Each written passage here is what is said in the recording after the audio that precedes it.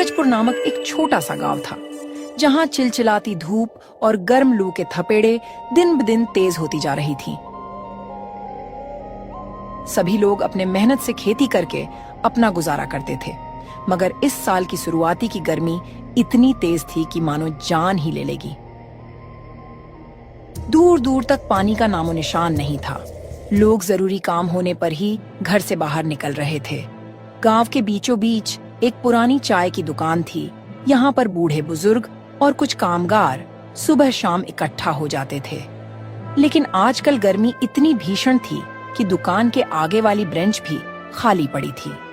चाय की दुकान के मालिक राम स्वरूप, जिनको सब काका कहते थे, उनका चेहरा पसीने से लथपथ था।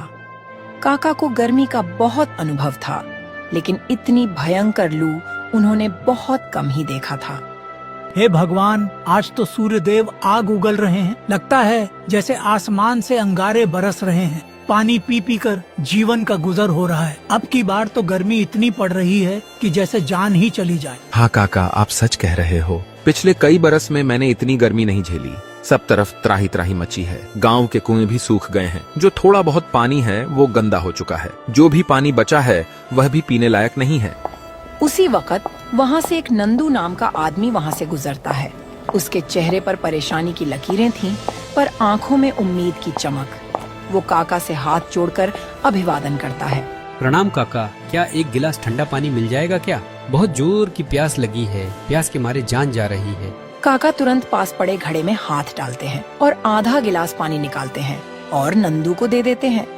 नंदू जल्दी जल्दी पानी पीता है, मानो हलक सूख गया हो।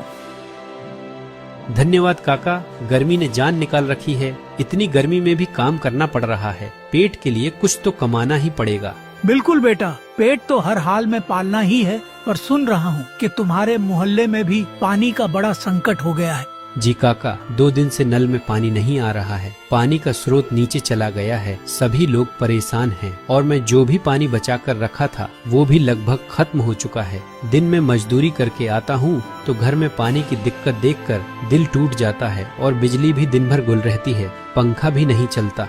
हाँ बेटा, बहुत बुरा हाल है, लेकिन बेटे तुम चिंता मत करो। सरकार कोई ना कोई योजना निकालेगी, जैसे सूखा राहत, पानी का टैंकर और राशन का इंतजाम करने का वादा कर रही है। और सुनने में आया है कि गांव का एकमात्र सरकारी ट्यूबवेल भी सूखने की कगार पर है। हाँ, सुना तो मैंने भी है, पर सरकार हर बार वादा तो बहुत कुछ करती है, मगर हम गरीबों तक कुछ नहीं पहुँचता। सिर्फ सभी बड़े बड़े वादे करते हैं। इतनी गर्मी है, पता नहीं आगे क्या होगा। नहीं नहीं बेटा, ऐसी बात नहीं है। अब की बार मोदी की सरकार है, वह सारा वादा पूरी करेगी। हमें कुछ ना कुछ राहत मिलेगी। चाचा जी, अगर हम सरकार के भरोसे रहेंगे तो पानी और भोजन के लिए मर जाएंगे। हमें अपने ऊपर भरोसा रखना होगा। हमें अपना कर्तव्य को पूरा करना होगा। अगर हम मेहनत नहीं करेंगे और सरकार के भरोसे रह जाएंगे तो यह अच्छी बात नहीं है। हाँ बेटा, तुम सही कह रहे हो। इसीलिए बोला जाता है कि पानी का इस्तेमाल सोच समझ कर करो। फालतू का पानी मत बर्बाद करो। खैर, मैं तो यही कहूँगा कि हौसला रखो। ये बुरा समय है, यह भी बीत जाएगा। ठीक है काका, अब मैं चलता हूँ। घर पर रोटी और पानी का भी इंतजाम करना होगा।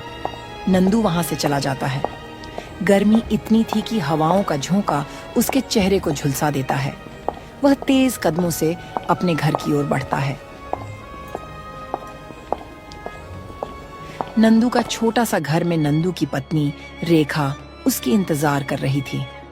उसका एक बीमार बेटा राजू खाट पर सोया हुआ था। नंदू घर के अंदर आता है तो वह पसीने से भीगा हुआ था। आ गए जी, क्या हुआ? बहुत देर लगा दी आने में। सब ठीक तो है ना? हाँ रेखा, बस चाय के लिए काका की दुकान पर रुक गया था। वहाँ भी गर्मी की ही चर्चा हो रही थी। सबसे पहले तुम मुझे एक गिलास पानी दो, प्यास के मारे जान जा रही है।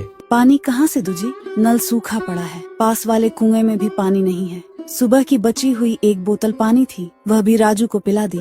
हमारे पास अब थोड़ा भी पानी नहीं बचा। और तो और राजू को भी जोर का बुखार हो गया था। मैं डॉक्टर को बुलाकर दवा ली हूँ, तब उसका बुखार कम हुआ है। नंदू सिर पकड़ लेता है। हालात की बेबसी उसके चेहरे पर साफ झलक रही थी, लेकिन वह कुछ कर भी नहीं पा रहा था। इतनी गर्मी, ऊपर से गरीबी उसे तोड़ दी थी।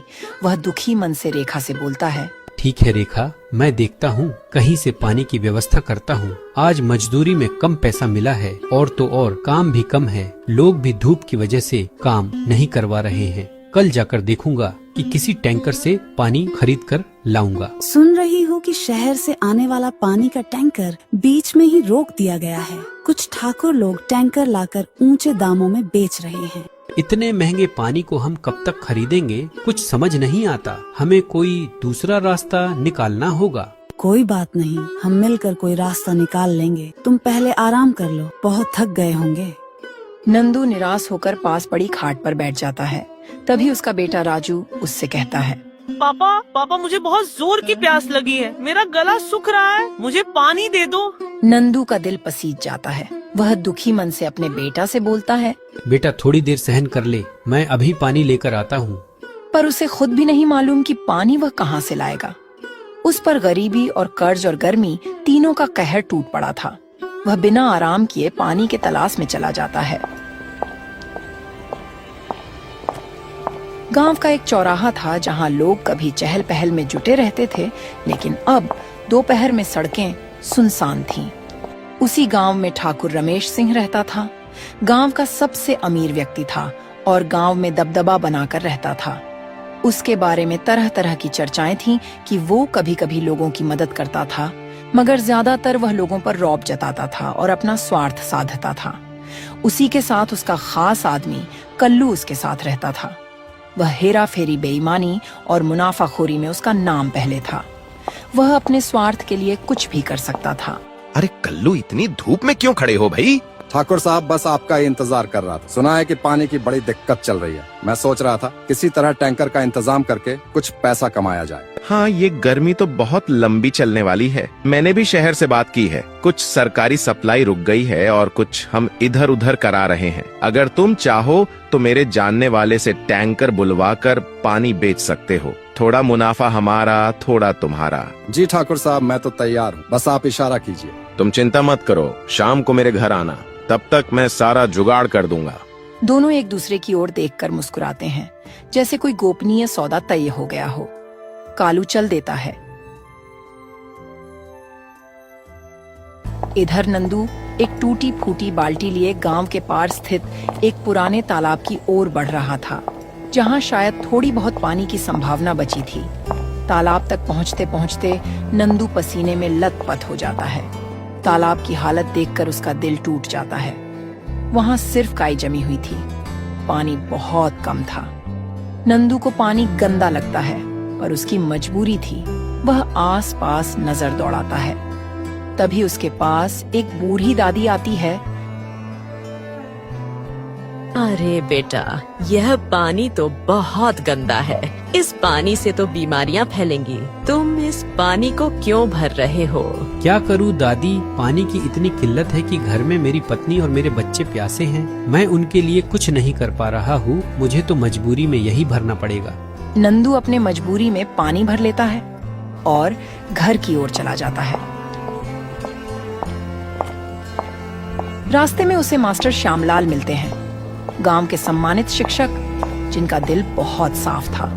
वो हमेशा लोगों की भलाई की सोचा करते हैं। इस भीषण गर्मी में भी मास्टर जी लोगों के घर जाकर समझाते हैं कि संयम और स्वच्छता को न छोड़ें। अरे नंदू, कहाँ से आ रहे हो? बहुत परेशान नजर आ रहे हो।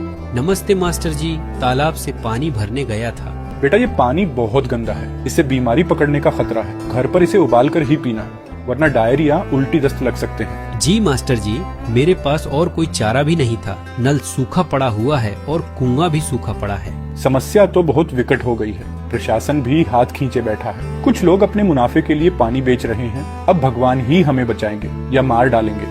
नंदू जल्दी से अपने घर जाता है और पानी उबालता है। फिर सभी लोग पानी पीते हैं।